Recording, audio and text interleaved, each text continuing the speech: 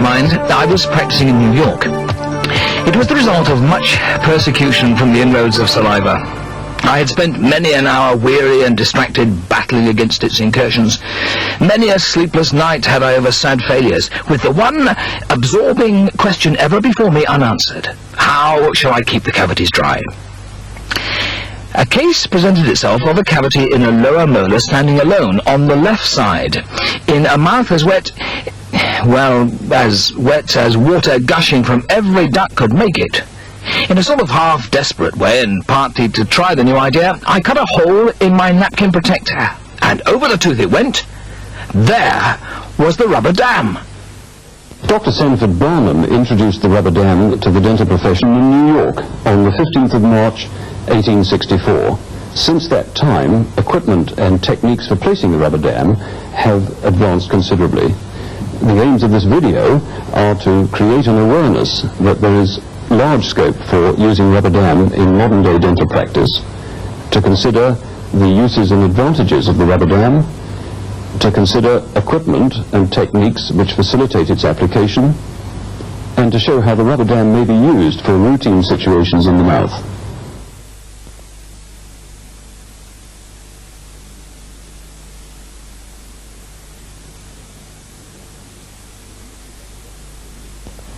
It is advantageous to use the rubber dam for most cavity preparations and restorations.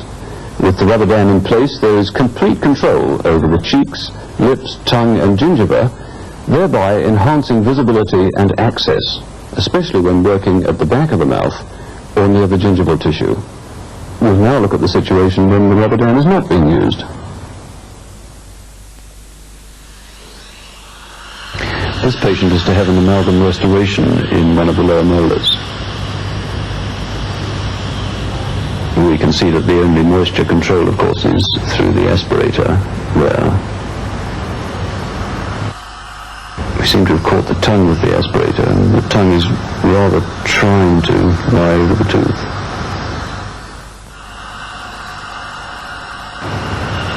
Of course, little bits of amalgam that flick out like that might go down the oropharynx. I see one landed on the lip. Oh, whoops. Patients don't like that very much.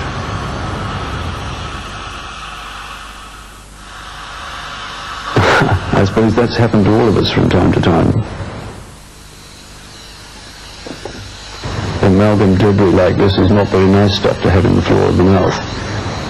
And I see the tongue is interfering with the dentist there.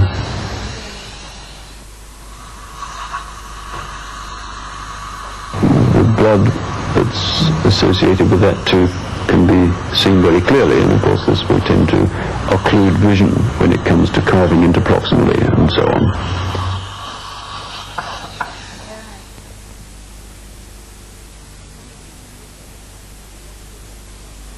Before you begin to use rubber dam, it's obviously essential to ensure that you've got the correct equipment.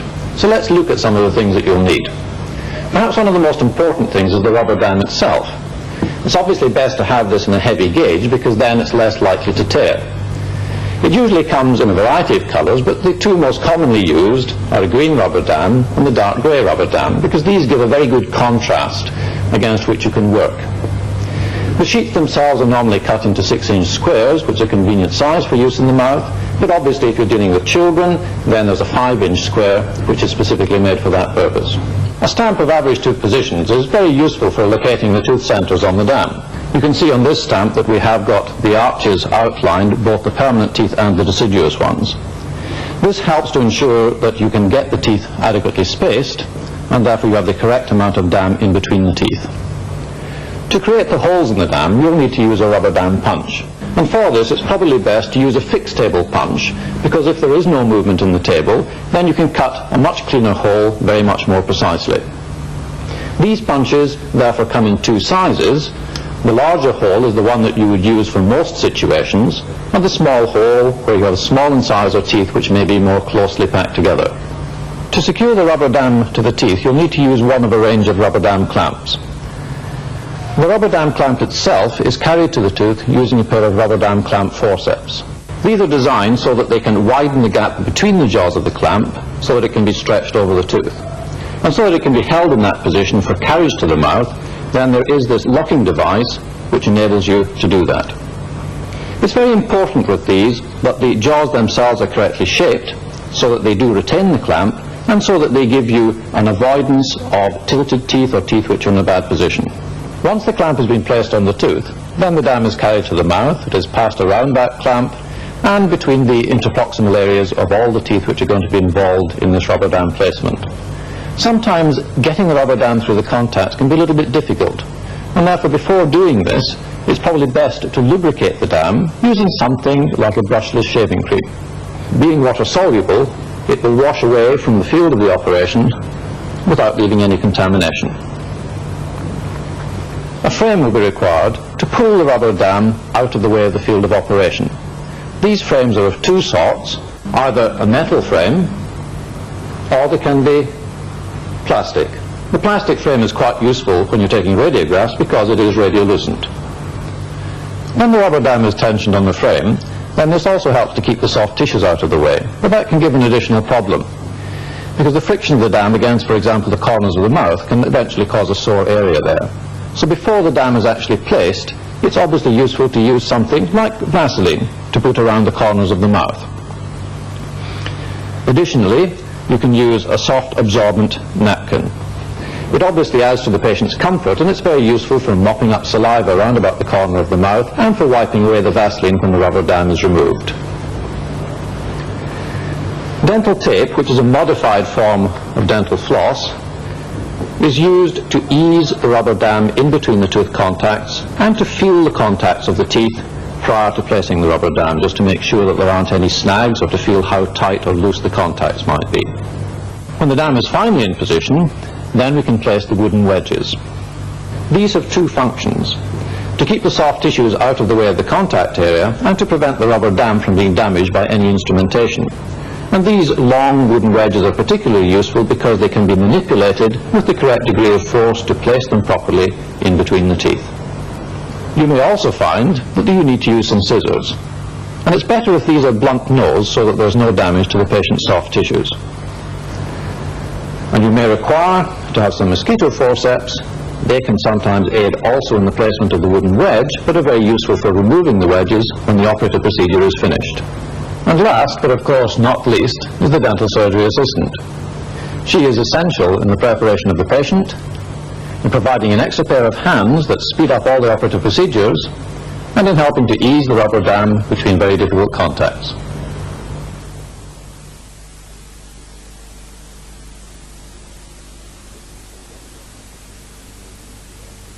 Frequently, rubber dam application is made easier if more teeth are exposed through the rubber than those actually to be operated upon. The teeth at either end of the field may be referred to as the anchor teeth, and it is the choice of these anchor teeth that mainly determines precisely which teeth are to be exposed. The two most important methods of anchoring a rubber dam are with a rubber dam clamp and with a suitable contact point. A rubber dam clamp is usually necessary for holding the rubber dam to a molar, while at the front of the mouth it is usually appropriate to use the contact point between two teeth to pinch the rubber, forming the edge of the terminal hole in the rubber. Let us consider operating on a first molar. Ideally, the posterior anchor tooth is at least one tooth further back, while the most suitable anterior anchor tooth is one with medium contact pressure and smooth enamel or restoration surfaces, so that the rubber dam in this illustration includes 7 teeth.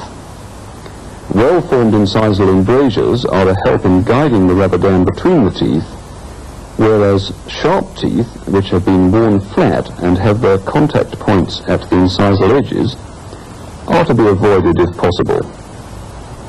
The contact between the central incisors will often be chosen.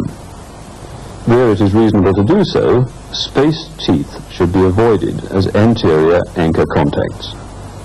When operating upon anterior teeth only, the contacts between the premolars on both sides will usually serve as suitable anchor teeth, clamps not being required at all. It is essential that any adjacent contact points are exposed through the rubber dam where a restoration is to be made against them. Here, an MOD cavity is to be prepared in this tooth. It is therefore necessary, as a minimum, to have the mesial contact of the tooth behind and the distal contact of the tooth in front exposed through the rubber dam. Isolation of just a single tooth may well be satisfactory when the restorative procedure involves just the occlusal surface. Before finalizing the precise teeth to be isolated, it is desirable to pass a piece of floss or tape between the contacts so as to identify any that are particularly slack and any that are particularly difficult. Where the contacts are slack, lubricant will not be used, and where they are difficult, it may be possible to avoid them. Sometimes it will be appropriate to remove part of a restoration in order to facilitate the rubber dam application.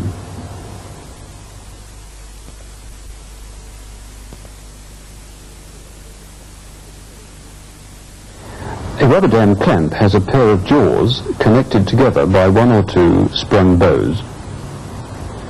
The jaws, which grip the tooth buccal in lingually, may be curved or flat in terms of their relationship to the gingival tissue. Where they are curved, the clamp is particularly retentive and therefore suitable for use on partially erupted teeth, but local anesthesia will be required. A flat-jawed clamp, which is more satisfactory for gingival retraction, though fine here as shown, may be less stable on a tooth that is not well erupted. Whereas some clamps have wings, wingless clamps are usually easier to use as they allow much better access for using dental tape and for placing and wedging matrix bands, etc.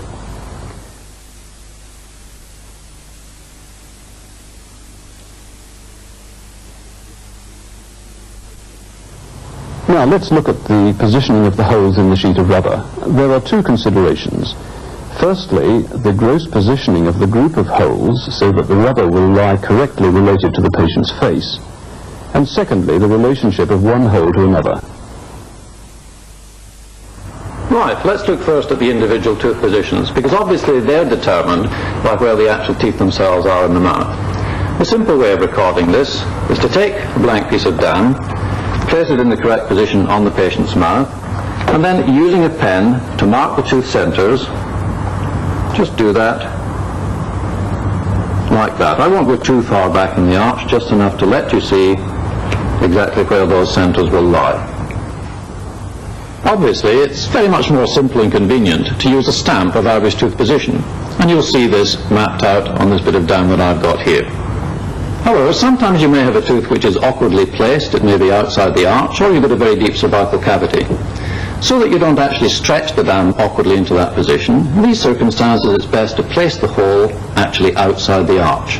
In this way, this enables you to cover the displacement or the extreme area of retraction. Now that we've looked at the individual tooth positions, let's look at the position of the dam as a whole relative to the face. Normally, if you're working on the upper anterior segment in the mouth, then the holes for the incisor teeth should be placed centrally. They should be about an inch below the top edge of the dam. This allows you to have the dam in position without covering the nose apertures. If, however, the work tooth is a posterior one, then you have the problem of retracting the soft tissues on this side of the face and gaining access to the area in which you wish to work.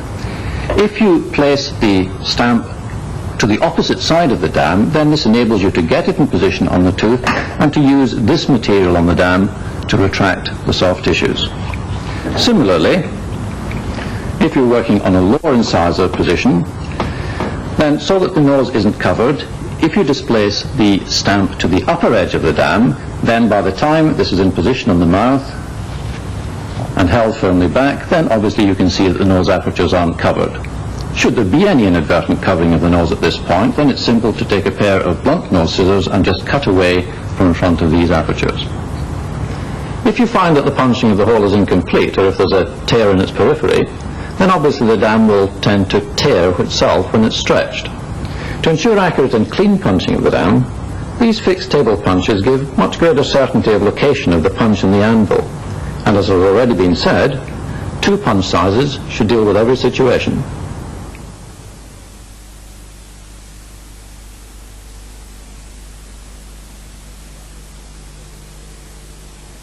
Chris and I would now like to show you the placement procedures for rubber dam using this phantom head model. I'm going to place the rubber dam on the upper right quadrant, and I've already decided that the last molar tooth will be the posterior anchor point, and that the anterior anchor point will be the interspace between the two upper central incisors. The teeth have already been flossed, so that I know how loose or how tight the contacts are, and I'm aware of the possibility of there being any snags there. The clamp has already been placed on the forceps in the fixed position. And you can see that Chris has already placed the floss around the bow of the clamp. This is just in case the clamp should dislodge during any of these procedures, or in case it should fragment, and then we have control over the fragments. To place the clamp onto the tooth, I'll just loosen the forceps themselves, carry the clamp over towards the posterior anchor tooth, place the jaws of the clamp against the palatal surface, and then slide the buccal jaw down against the buccal surface of the tooth until it clips into the gingival crevice. In doing it in this way, this means that I've got control over the clamp in all its movements, and also that the gingival tissues don't tend to be trapped. And when it's in position, then I simply have to test it just to make sure that it is secure. Chris is now going to lubricate the dam for me so that I can then place it over the clamp and around the teeth. That's fine. I'm now going to pass the floss through the actual molar hole so that it's kept out of the way. This enables me, because Chris is keeping the dam out of the way at the top end, to see exactly what I'm doing so that I can place the dam around the clamp and around that last molar tooth to get it securely in position there. I can then come fairly quickly forward to the anterior anchor point, and by stretching the dam so that it comes edge on into that contact area, then we negotiate that point. So the dam is now secure in the mouth. It's at this stage in the live situation that Vaseline is placed around the corner of the patient's mouth.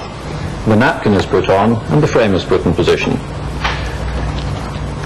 Chris is taking the napkin, passing it over there for me. She's collected up the dam. We'll now put the frame into position and make sure that that floss is out of the way. This again becomes a four-handed procedure so that it can be done quickly and efficiently.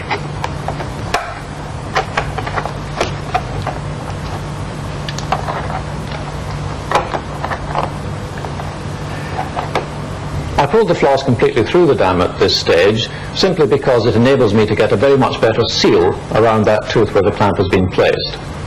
We're now in a position to put the dam properly in between the teeth because we've got very good access to the operating field. You'll find that some of the areas the rubber dam has gone through the contact reasonably adequately, and in these areas you can just pull the dam through. In other areas it's better then to stretch the dam across the contact area so that the dam comes edge on into that space and introduce that edge with a slight sawing motion through the contact, and this is generally called knifing of the dam. You can see that the dam hasn't quite gone through one contact here, and just so that we can show you how to negotiate a difficult contact, I'll just tease it out from that position. Chris is tensioning the dam across the tooth distal to the contact so that the edge is brought on into the interproximal space, where I can pick it up with the dental tape, and by gently passing that through the contact, then we get the dam into place, the tape itself then being withdrawn laterally so that the dam isn't dislodged. Once the dam is completely placed over all the teeth, then the margins have to be everted so as to give a better seal. There are three methods of everting the dam. The first is that while Chris is blowing air into the gingival crevice, it is simply flicked upwards so that it then comes, hopefully, to lie just against the tooth in the correct position. Should this not be successful, then with Chris still blowing the air, I can pass a blunt instrument around the gingival crevice like that to tease the dam into position. If there is a difficult contact area where we want to evert the dam interproximally, then the way of doing that is again blowing the air, passing the dam through the contact to tease it into the gingival crevice and drawing the floss out laterally, retaining it in that position. And the last thing that we have to do is to place an interproximal wedge. The wedge has been lightly lubricated and can be placed into the contact area with light finger pressure. This can be aided by pulling the dam slightly out of the way so that the movement of the dam into the contact carries the wedge with it, and once it's in position, then it can be broken to a more convenient length. And there you have the dam in position. Now, we've given you a lot of information. Let's put it all together with a live clinical demonstration, and we'll put a rubber dam on an upper right quadrant. Start from the right way.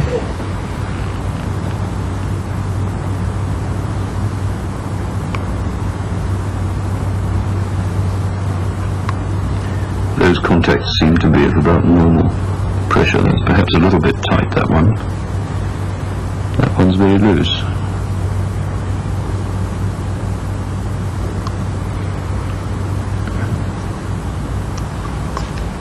And of course this is critical, being the interior one. A little bit slack, but fine. Oh, you just come around towards me a little bit. Obviously the clamp has to be put on very gently, but one can't avoid sometimes a noise as the forceps are released.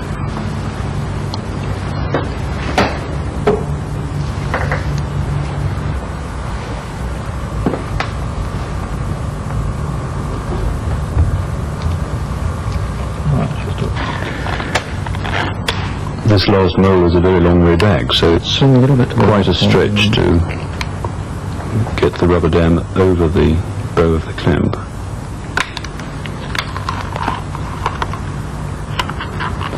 He's just working a little rubber around the back there.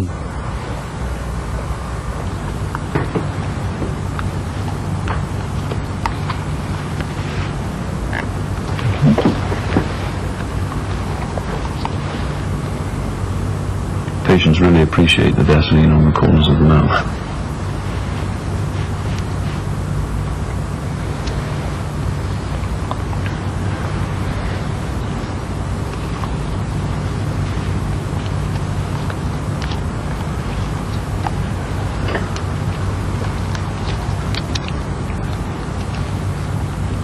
And it's very helpful to have 4 hands to put the frame on.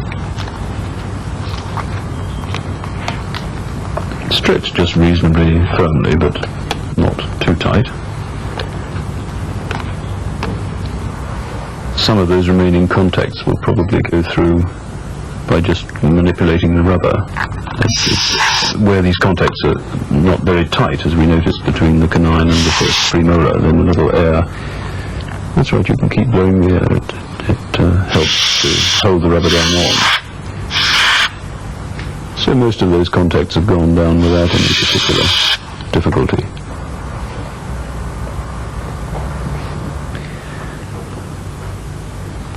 It's necessary to floss between the molars, and it's easier if the dentist manipulates the actual floss, because he's got the best view. I think that's gone down all right.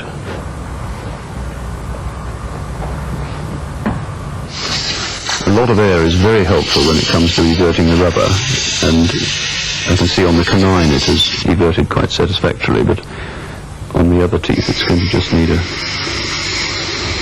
little push with the blunt instrument. Chris is moving the air along as he goes.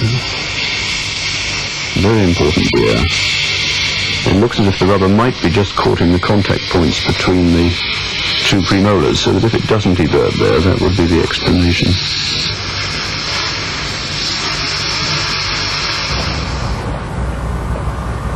Now we just have to put a wedge in between the second premolar and the molar so that we can work at the mesial surface of the molar.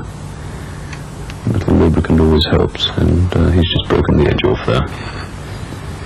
So there we are, we have the rubber dam in position, and we're now ready to proceed with the operative procedure.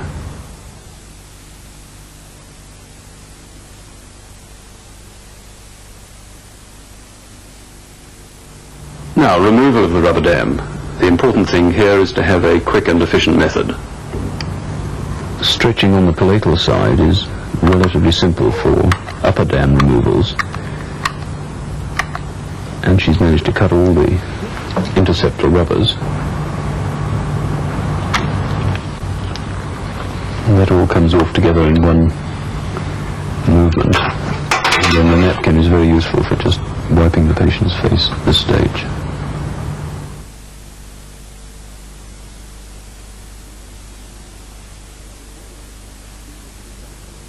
Now there's one other thing, single tooth isolation, as for example when a tooth only requires an occlusal opening for endodontic treatment. So the rubber's being put on the frame here and stretched so that it's just nicely held in place, and the clamp can then be fixed via its wings through the hole in the rubber, and so that the three are all joined together. And then by picking up the clamp with the clamp forceps, then the whole combination can be taken straight to the mouth, and the clamp will just fix it all to the tooth, and very rapidly the dentist will be in a position to proceed with his restorative procedure. And it's very easy for the patient at the same time. So he's now ready to go. A positive attitude towards the rubber dam is probably the most important factor relating to success in learning to use it. Of course, initially extra time will be taken, but it needn't be long before the rubber dam is making dentistry easier and allowing a definite increase in quality. With practice, there will also be an increase in speed, and the rubber dam will become an essential tool. Indeed, the dentist may well come to wonder how he or she ever before managed without it.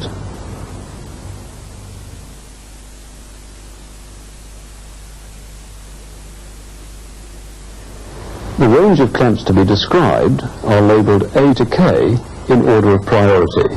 A W appended to a clamp indicates that it is wingless. The AW clamp has curved beaks and is the one you should use in most molar situations. It is a retentive clamp with a 4-point jaw contact.